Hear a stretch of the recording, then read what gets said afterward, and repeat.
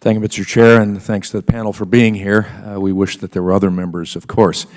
Mr. Duran, in your testimony, you discuss the need to restore checks and balances, and note that while Mr. Rhodes' behavior is scandalous, and I think propaganda is a word that you used, it wasn't a rogue operation, but that he was carrying out the will of the President.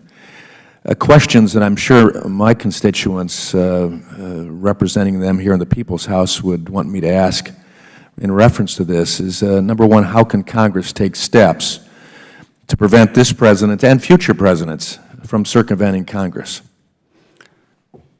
I think this is a part of the inherent tension in our government. I did say that I think that Mr. Rhodes is doing the bidding of the President. I think it's important to remember that. We have now numerous accounts mainly from former defense secretaries, Panetta and Gates especially, showing how there's an inner core in the White House of 5 or 6 people who consult closely with the President about his views, and everybody else is pretty much left out of the conversation, that, including principals of the on the National Security Council. And Mr. Rhodes is part of that inner circle. The only answer I have to this, I spent a lot of time thinking about it. The only answer I have are the two that I gave you. One is just exercising the oversight responsibilities that Congress has, asking the hard questions, and continually putting pressure on the executive branch to come clean. The second is, I think, cutting back the size of the NSC.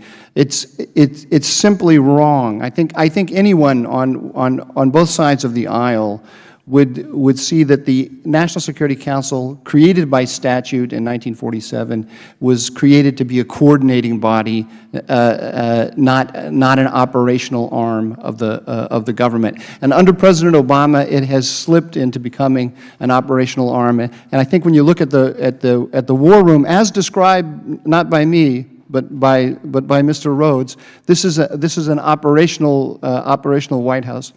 Just one last point here. There's an issue here that I think we all just need to be aware of, but there's not much we can do about it, and that is the collapse of the press.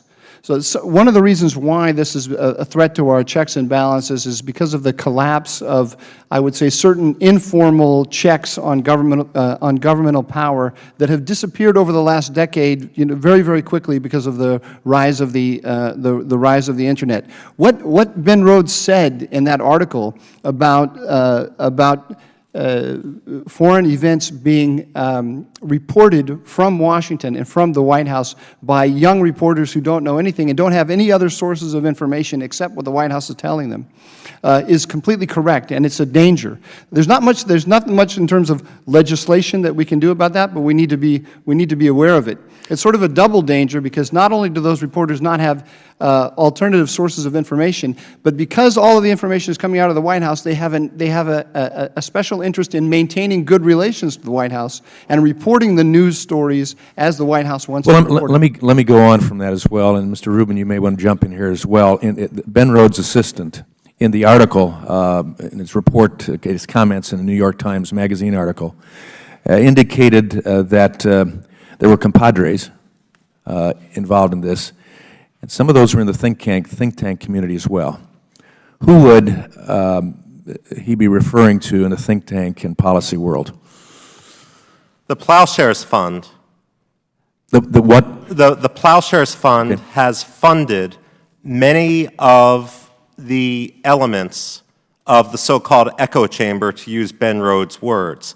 Supposedly neutral assessors, for example, in various arms control think tanks, perhaps in the Atlantic Council as well, and elsewhere, were receiving grants. Now, one can say, just because one has received a grant from this high-level funder, and by the way, this funder also had provided grants to senior Iranian officials working in the United States as well, at universities and so forth.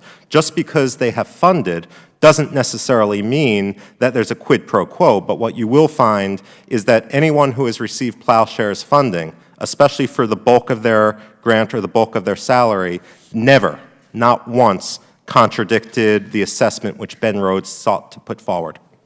Thank you. I yield back. Thank the gentleman. Now